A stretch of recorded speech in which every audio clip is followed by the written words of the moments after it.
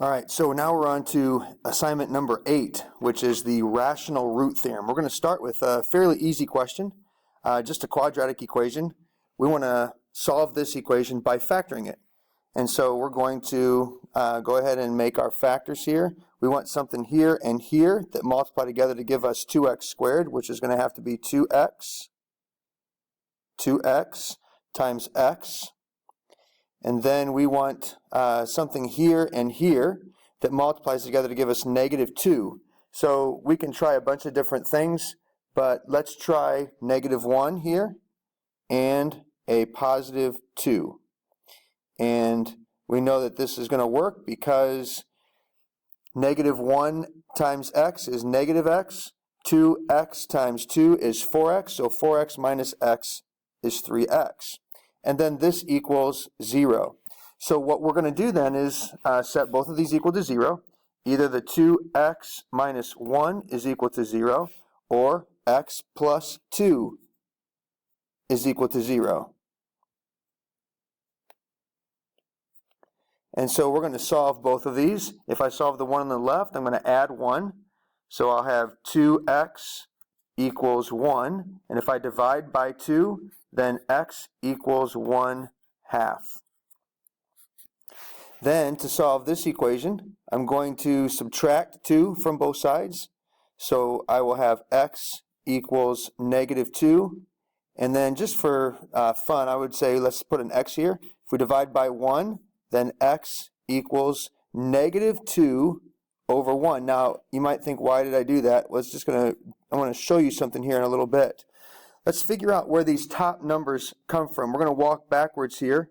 And here we have this one, which came from here, which came from this -1.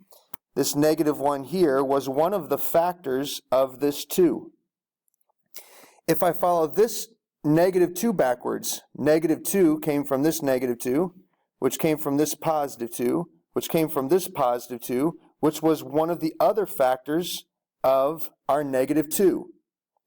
So take a look at the top numbers in our answers. Our top numbers were factors of our last constant term in our quadratic equation, our quadratic function.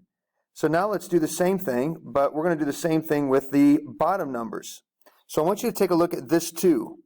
This 2 came from this 2, which came from this 2, which came from this 2, which was a factor of that 2.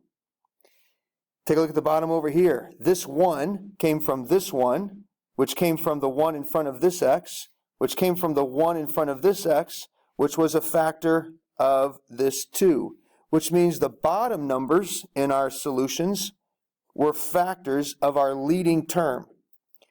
That leads to the rational root theorem. The rational root theorem says that anytime we have a rational number, now a rational number is anything we can write as a fraction. Anytime we have a rational number, a rational solution, which is a over b, the a here is a factor of the last term. And the b is a factor of the leading term. Okay, I don't know if you want to write that down somehow in your notes, but that's what the rational root theorem is. Here's why that's important. When we do a problem like this problem, we really don't know. Let's say we don't have a calculator. We really don't know what the solution is here, or any solution. But we do know this. If there is a rational solution, okay, now there might be other solutions that are not rational. It could be an irrational solution. It could be an imaginary solution. But if there's a rational solution, it's going to come in the form of a fraction. The top number is going to be a factor of 6. And the bottom number is going to be a factor of 24. So what we have just done is we have limited our possible rational solutions to the factors of 6, which would include 1 and 2 and 3 and 6 on top, and it would be positive and negative, those numbers, over the factors of 24. Now, there are a lot of factors here of 24. 1 and 2 and 3 and 4 and 6 and 8 and 12 and 24. But at least it's not infinity anymore. The possible rational solutions are going to be one of these numbers. And so how do we know which one is actually a solution? Well, one of the things that we can do is this. We can go 24, and then we have a negative 22, and then we have a negative 5, and then we have a positive 6. So we want to find what one of our solutions is. And so I'm just going to go ahead and guess. And let's say that one of our possible solutions is a half. Okay, that would be 1 over 2. Now it could be 1 over 1, it could be 1/3, 1/4, 1/6, 1/8, it could be 2, 2/3, 2/4, 2/12. So there's a lot of different possibilities here, but I know the one that works is going to give me a remainder of 0. Let's just see if this does. So I'm going to take 24. 24 times a half is 12. 12 plus negative 22 is negative 10. Negative 10 times a half is negative 5. Negative 5 plus negative 5 is negative 10. Negative 10 times a half is negative 5. That gives me 1. Well, that's not the solution because it's not 0. So let me try negative a half. I'm going to go back and erase all these, and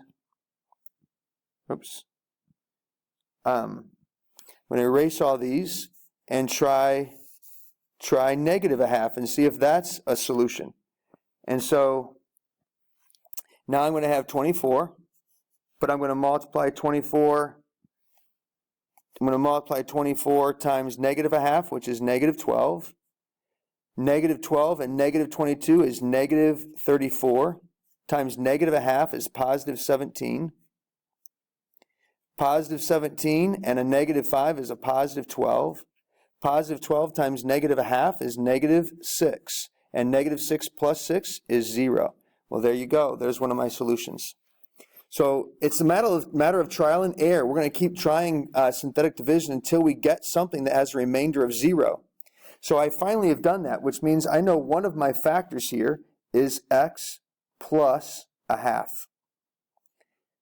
I also know that my other factor is 24x squared minus 34x plus 12. Now maybe I can factor the factor. I want to see what is a possible factor of 24. And so maybe I can go 3x times 8x. Now I don't have to do it this way. I could go do the factors of 12 and the factors of 24 and do the same thing that I did here with my new quadratic equation in order to factor it. But let's see if we can go 3x, this is 3 here. 3x times 8x gives me 24x. And then I would want something here that gives me 12. Let's see, I try a 2 and a 6. And one of them is, they're both going to have to be negative because I want them to add up to 34. This is negative 16x. And when I multiply my outside terms together, 3 times negative 6 is negative 18x. And you can see there, negative 16 and negative 18 does give me negative 34, which means I have 3 factors. They all give me 0. One of these has to be 0. If this first one is 0, then x is going to equal negative 1/2. Of course, we knew that that was one of the solutions from over here. But then if 3x minus 2 is 0, I would add 2. I would add 2 and I would divide by 3. So 2/3 is another solution. If this is a 0, then I would add 6 and then I would divide by 8. That's the same thing as 3/4. And so my solutions are 3/4, 2/3, and negative 1/2. And so you can see that negative 1, 2, and 3, those are all factors of 6. The 2, 3, and 4, those are all factors of 24. Now you may not think this helps, the rational root theorem, but it will when we get to problems like this. I'm going to have you try this one on your own. Pause the video, see if you can do it, and then you can restart the video and see if you're correct. Hopefully you've done that. I know that if I have a solution, it's going to be the factors of 1 on top, factors of 2 on the bottom. Well, that's not very many possibilities. It could be plus or minus also. It could be a plus or minus 1. It could be a plus or minus 1/2. I've only got 4 possible solutions here. So let's try this. I'm going to go 2, -1, 2, -1. Those are my coefficients over here. I'm going to try to plug in, let's say, I could try 1 first, but I'm going to cheat because I know what the answer is. I'm going to try 1/2. And if I try 1/2, then this is 2. 2 times 1/2 is 1. 1 plus -1 is 0. So I'm going to multiply by 1/2, which is 0. This is 2. 2 times 1/2 is 1. Add them together and I get 0. And so that indeed is a factor. So I'll have one factor is x minus 1/2. And the other factor is 2x squared plus 2 equals 0. If this is equal to 0, then x is 1/2. That's one solution. If this is equal to 0, then what I can do is I could subtract 2 and go 2x squared equals -2. Divide by 2 and x squared equals -1. Take the square root of both sides and x equals plus or minus I. And so my solutions are positive I, negative I, and 1/2. Let's try one more. So here we have the factors of 1 on top, the factors of 3 on the bottom, and again it's going to be plus or minus 1 or plus or minus 1/3. And so I am going to go ahead and put the 3, the 1, the -1, and the 1, and I'm going to try using -1 first. This is 3. 3 times -1 is -3. If I add these together, I get -2. -2 times -1 is positive 2. I add them together and I get 1. 1 times -1 is -1. I add them together and I get 0. So indeed it is a factor. So one factor is going to be x plus 1.